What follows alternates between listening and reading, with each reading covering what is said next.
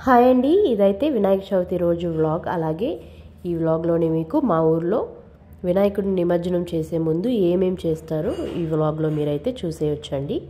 పూజ అయితే నేను చాలా సింపుల్గా చేసేసుకున్నానండి, ఎందుకంటే నాకు చిన్న పాపతో చేయడం చాలా కష్టమవుతుంది ఎక్కువసేపు. అందుకని సింపుల్గా ప్రసాదాలు అయితే చేసేసుకొని ఇలా దీపారాజన అయితే చేసుకొని కథ చదువుకొని అక్షంతలు వేసేసుకున్నానండి.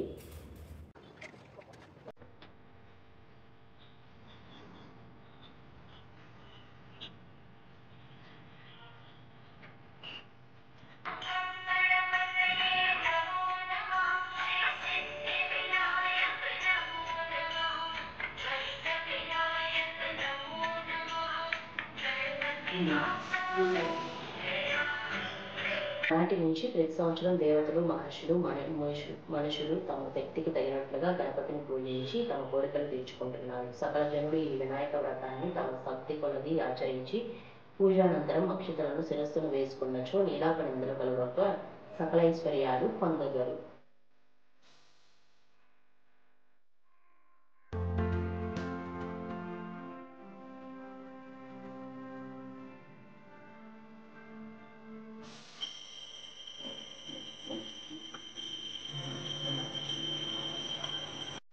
మా ఊర్లో మా గల్లీలో ఉన్న వినాయకుడు ఇది. ఈ వినాయకుడి నిమజ్జనం అయితే ఈరోజు జరుగుతుందండి.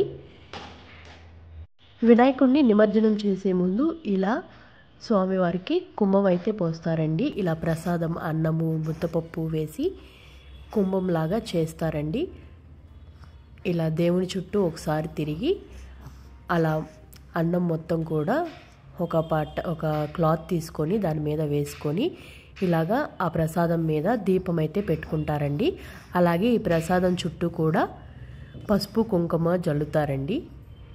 మీ ఊర్లో కూడా ఇలానే చేస్తారా, లేదా ఇదే మొదటిసారి చూస్తున్నారా ఇలా చేయటం మీరు?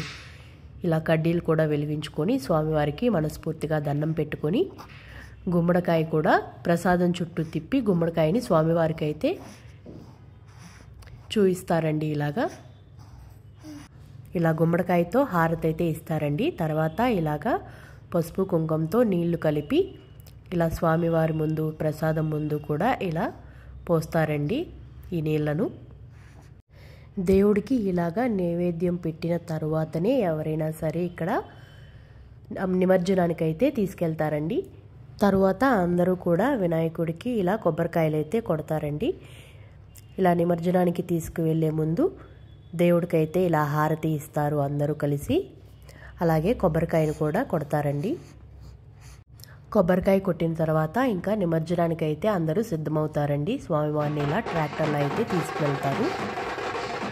మా ఊరి కాలువలో అయితే స్వామివారిని అయితే నిమజ్జనం చేస్తున్నారు.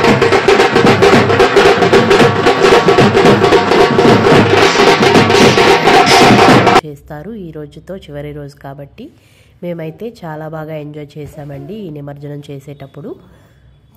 వీడియో కనుక నచ్చినట్లయితే please do like, share and subscribe our channel.